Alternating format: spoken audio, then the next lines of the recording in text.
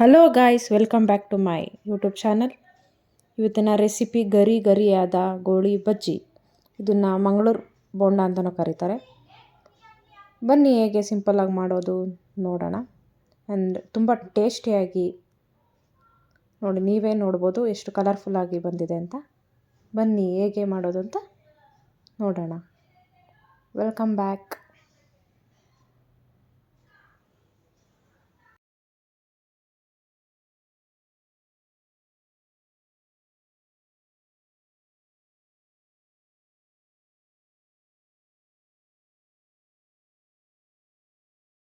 ಈಗ ಫಸ್ಟ್ ನಾನು 1 ಕಪ್ ಮೈದಾ ಹಿಟ್ಟು ಮತ್ತು 1 ಕಪ್ ಮೊಸರು ತೊಗೊಂಡಿದ್ದೀನಿ.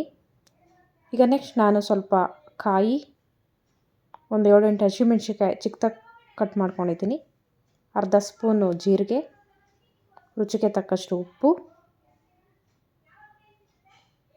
ಸ್ವಲ್ಪ ಹಿಂಗೆ ತೊಗೊಂಡಿದ್ದೀನಿ, ಶುಂಠಿ ಒಂದು ಅರ್ಧ ಟೀ ಸ್ಪೂನು, ಕೊತ್ತಂಬರಿ ಸೊಪ್ಪು, ಕರಿಬೇವನ್ನ ನಾನು ಕಟ್ ಮಾಡಿ ಇಟ್ಕೊಂಡಿದ್ದೀನಿ.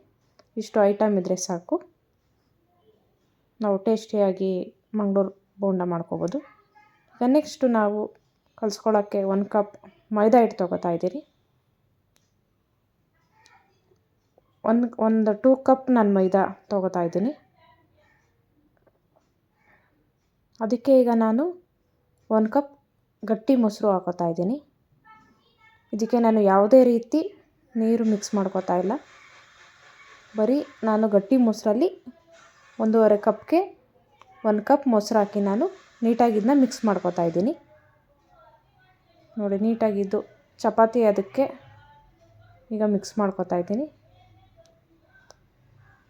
ಸ್ವಲ್ಪ ಈಗ ನಾನು ಗಟ್ಟಿ ಆಯಿತು ಅನಿಸಿದಾಗ ನಾನು ಇದಕ್ಕೆ ಒಂದು ಸ್ವಲ್ಪ ಅರ್ಧ ಕಪ್ ಗಟ್ಟಿ ಮೊಸರು ಸೇರಿಸ್ಕೋತಾ ಇದ್ದೀನಿ.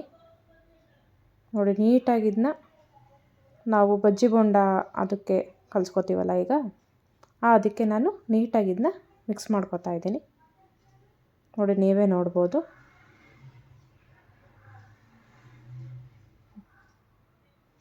ಒಂದು 5 ಮಿನಿಟ್ಸ್ ನಾವು ಇದನ್ನು ನೀಟಾಗಿ ಬಜ್ಜಿ ಹಾಕೋತೀವಲ್ಲ ಅದಕ್ಕೆ ಮಿಕ್ಸ್ ಮಾಡ್ಕೋತಾ ಇದ್ದೀನಿ.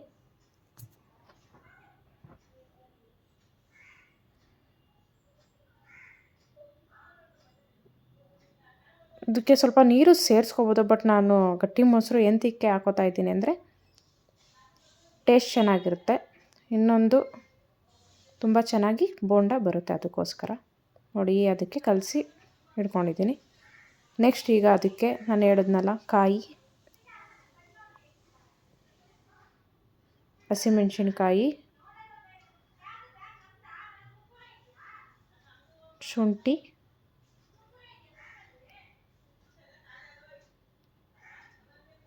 ಜೀರಿಗೆ,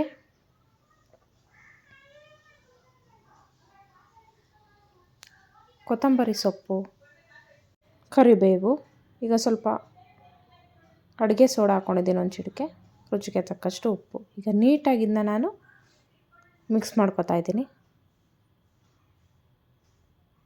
ಒಂದು 3 ಮಿನಿಟ್ಸ್ ಇದನ್ನ ನೀಟಾಗಿ ನಾನು ಎಲ್ಲ ಐಟಮ್ ಅದಕ್ಕೆ ಮಿಕ್ಸ್ ಆಗಬೇಕು, ಅದಕ್ಕೋಸ್ಕರ ನೀಟಾಗಿ ಮಿಕ್ಸ್ ಮಾಡ್ಕೋತಾ ಇದ್ದೀನಿ. ನೀವೇ ನೋಡ್ಬೋದು ಯಾವುದಕ್ಕೆ ಬಂದಿದೆ ಅಂತ. ನೋಡಿ, ಬಜ್ಜಿ ಬೋಂಡ ಮಾಡ್ಕೋತೀವಲ್ಲ ಹಂಗೆ ಸೇಮ್ ಇದನ್ನು ಗಟ್ಟಿ ಮೊಸರನ್ನು ನಾನು ಮಿಕ್ಸ್ ಮಾಡ್ಕೊಂಡಿದ್ದೀನಿ. ನೋಡಿ, ಹೀಗೆ ನೀಟಾಗಿದ್ದನ್ನ ನಾನು ಮಿಕ್ಸ್ ಮಾಡ್ಕೊಂಡ್ಮೇಲೆ ಒಂದು 15 to 20 ಮಿನಿಟ್ಸ್ ನಾನು ಇದನ್ನು ನೆನೆಯೋಕೆ ಬಿಡ್ತೀನಿ.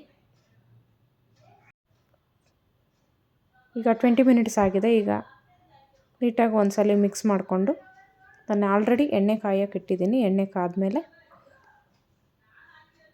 ಇದನ್ನು ಬೋಂಡ ನಾನು ಎಣ್ಣೆಗೆ ಬಿಡ್ಕೋತೀನಿ. ನೋಡಿ, ಎಣ್ಣೆ ಕಾದಿದೆ. ಗೋಳಿ ಬಜ್ಜಿ ಹಾಕೋತಾ ಇದ್ದೀನಿ ಎಣ್ಣೆಗೆ. ನೀವು ಯಾವ ಸೈಜಿಗೆ ಬೇಕು ಬೋಂಡ ನೋಡಿಕೊಂಡು ಹಾಕೋಬೋದು. ನಾನು ಸ್ವಲ್ಪ ಗುಂಡು ಹಾಕೋತಾ ಇದ್ದೀನಿ.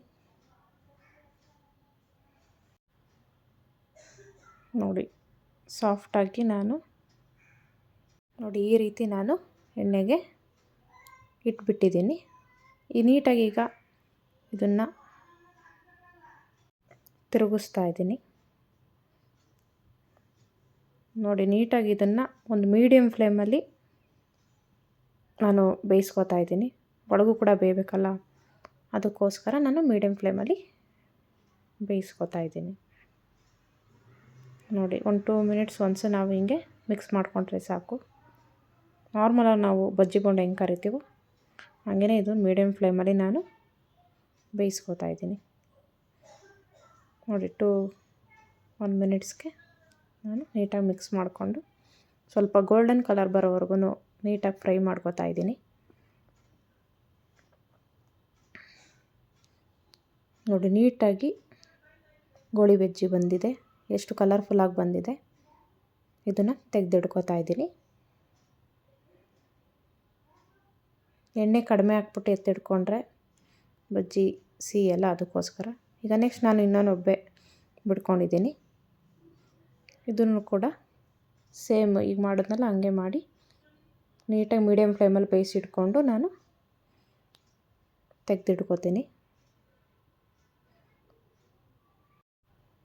ನೋಡಿ ಇನ್ನೊಂದು ಸೇಮ್ ನಾನು ಹೆಂಗೆ ಮಾಡ್ಕೊಂಡೋ ಹಂಗೆ ನೀಟಾಗಿ ಮಿಕ್ಸ್ ಮಾಡಿಕೊಂಡು ಗೋಲ್ಡನ್ ಕಲರ್ ಬರೋವರೆಗೂ ಫ್ರೈ ಮಾಡಿ ಇದನ್ನು ಕೂಡ ನಾನು ತೆಗೆದಿಟ್ಕೋತಾ ಇದ್ದೀನಿ. ನೀವೇ ನೋಡ್ಬೋದು ಎಷ್ಟು ಗರಿ ಗರಿಯಾಗಿ ಸಾಫ್ಟಾಗಿ ಗೋಳಿ ಬಜ್ಜಿ ರೆಡಿಯಾಗಿದೆ. ಇದನ್ನು ಮಂಗಳೂರು ಬೋಂಡ ಅಂತಲೂ ಅಂತೀವಿ. ನೀವು ಮಾಡ್ಕೊಂಡು ತಿನ್ನಿ, ಹೇಗಿತ್ತು ಕಮೆಂಟ್ ಹಾಕಿ. Thank you for watching.